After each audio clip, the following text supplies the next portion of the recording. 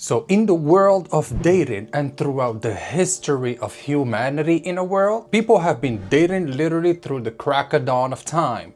And throughout history, people have been dating kind of differently. And throughout the recent years, we have dating apps. That's what it's called.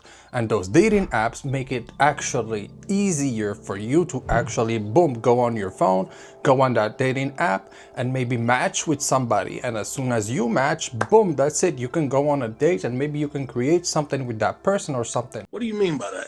Nowadays, we have something even bigger that got created. We have something even crazier, guys, that got created. And at the same time, we're going to be talking about that case because it is actually pretty interesting that this new app came into the game, because literally this new app, it set up literally one of the biggest battle of sexes ever.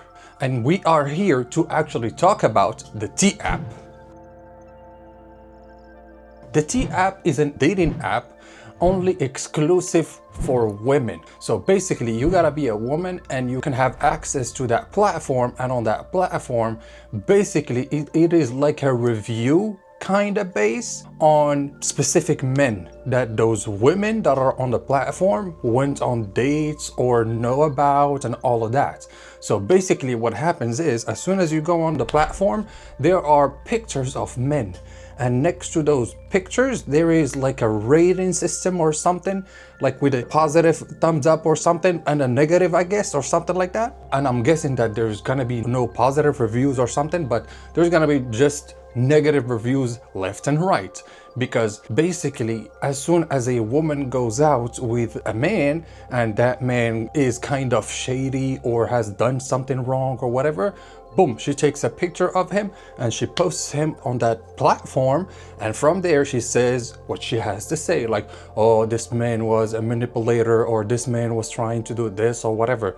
So from there, if other women had maybe the same encounter or something close from that same man, she can go and she can review that and write the same thing or close, and that man can now have like 50 to 60 bad reviews on the app. And women, in a way, actually use that app to look up basically if a man has done something or not before actually going on the date. So in a way, it's a matter of protection from women, and I totally understand that.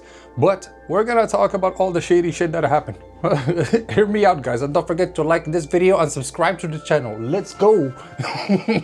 This app basically, for me, started with good intentions for women to actually protect themselves a little bit from dangerous people out there. We all know that there's crazy and dangerous people out there, so it is a form of protection in a way, which is understandable.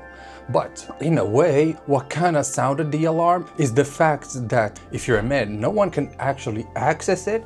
And if you have a certain reputation on that platform, now your literally reputation is tarnished. Even if, like, for example, let's say your name is Damien or something like that. In that case, let's say Damien, well, on that platform, he's gonna have like 20 bad reviews or something like that from women actually just bashing him. And they were probably all of them like just exes that wanted to bash him for no reason or something like that, maybe. Or maybe in another case you have like Nicholas, who actually went on a date with somebody and that somebody gave a bad review about him, saying that, oh yeah, he actually tried to manipulate me or something. But then actually when you learn how the manipulation went, you go like, that's what you consider manipulation? Like, what the hell is wrong with you? So from that perspective, men felt like they could not do anything about that situation and even like protect themselves and all of that. Like, no one wants to have their picture out there and slaying your name for no reason sometimes, you know? Like, if you're a bad guy, you're a bad guy. But if you're not a bad guy and you're getting your reputation slashed right there, I understand, you know? And so that's why people were like, hold on, we need to really do something about this. We're like, we can't keep on going like that. But just so that you understand, that app, to access it, you gotta have like either your passport, your driver's license or something like that. And at the same time, you gotta take a selfie of you. So all those women basically that were on the platform had the ID and the pictures basically. I believe that you gotta also pay a subscription fee or something like that to access it. And when you are on it, there's also a system of no screenshotting. So even if somebody sees something and you wanna screenshot it so that you can show it to a friend, well, you cannot. you know? And also there is no system of verification. So basically anybody can just go on there and it's a free-for-all. It's the Wild West where anybody can just slay people's names left and right, sometimes for a reason and sometimes for no reason, you know, like a pissed off ex or something like that that wants to literally ruin your life or reputation in a way. Whoa, calm down, Jamal. And so from that perspective, men were like, yeah, but what can we do? What can we do? And I'm telling you, men are crazy, because at the same time, they created something else. And the battle started when they created an app called the teaborn app. And basically, it's the same concept as for women. Now it was for men. It was basically exclusive for men. And the men had to go on there and they had to share information basically about women. But I will let you guess, how much time did it take for that app to actually pop from the Apple Store? I'll let you guess. You've got 5 seconds. 5, 4, 3, 2, 1. 24 hours. 24 hours. Crazy. And when you actually hear the reason why, you go like, yeah, that was probably the good thing to do. Literally, as soon as men started to have their own app and start to talk about this woman and all of that, it took them literally no time to actually start sending news and shit like that of women and telling what this woman likes to do and what this woman likes to do in bed and all of that. It's pretty difficult to put into words how disgusted I am. So literally it was nuts from the very beginning, and that's why 24 hours, that was it. Understandable. There is a limit to what you can pretty much do online, and this is one of those cases where it is not allowed to actually send nudes to people left and right, you know, that is not correct. And so from that perspective, why is it so hard for actually women to actually have something on their own? That's the question that's going to be asked again. But it's not the matter in here. The matter in here is that the fact that multiple women wanted to have their own platform where they can share a little bit of information left and right. That way they can keep themselves protected, you know? Started from a good intentions. But what I guess happened is a bunch more people started to come into the app. For example, I am thinking of all those exes and all of that. And they started actually to bash on people after people after people after people after people, to the point where it became crazy, to the point where now even men were like, hold on, what's going on? What is that #1 app basically on the Apple Store? Because let me remind you, basically that app had 4.5 million users, females. And from there, a little bit of them actually had access, like full access into everything. So meaning that the app actually had their IDs and their pictures and basically all the information they needed on those women, you know? And so after that, what happened was men finally infiltrated the app, and not by hacking it. Basically what happened is that there was somebody, a man who knew this woman, a friend of his or something, and he actually got into her phone and he got into the app. And he made a very funny video that when he actually got into the app and he was like, yes guys, I finally made it, I am on it, let's go. And from what you could see, you could clearly see literally pictures of men one by one, and all of them basically had bad reviews, and you would just click, read what's going on. And so basically for a woman, she would probably plan on going to a date with somebody, and at some point, she would actually check him up on the T app so that she can see, oh no, he's not one of those shady ones or something like that.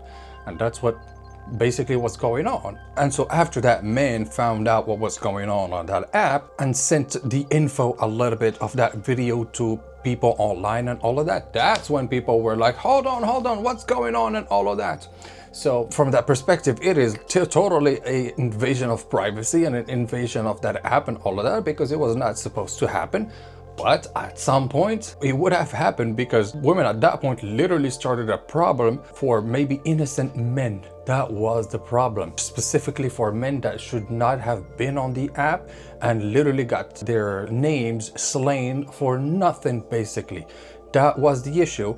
And also the issue is that there was no verification possible in any ways on the app. Any women could basically come in and just put something in there and then boom, that's it, you know? And so from there, the other problem that also happened is that there was a leak basically. And that leak allowed men to actually go and figure out who actually are all those women. And that's when they literally saw a leak of more than 70,000 pictures, like screenshots, IDs, and location as well. Basically telling you that all of those women, instead of actually being protected and safe with the app, now they became the targets of all those men, and they have all the information that they need about those women.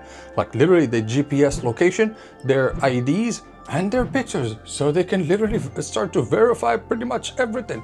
So that's why now it's a big issue, because instead of protecting you, they are literally the problem that got created for all those women. And so from that perspective, you go like, was it actually safe from the very beginning to have an app like that and people going in and investing so much time on it and all of that? I would tell you, yes, in the beginning. But then as soon as it started to actually turn east, you know, that's when, you know, people were like, you know what, we actually need to get into this stuff and infiltrate and see what's going on and defend ourselves and all of that.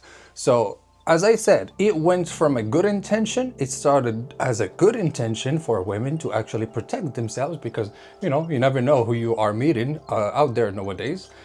But at the same time, it was also the problem that they never actually saw coming, because with a leak, literally now all of their information is out there online basically. So I would let you guys judge this situation. You guys let me know what you think in the comments below. If you think that this situation is fair or not, let me know down in the comments below and we'll talk about it, okay? And don't forget to like this video, subscribe to your boy's channel, and I'll see you in the next one. Peace.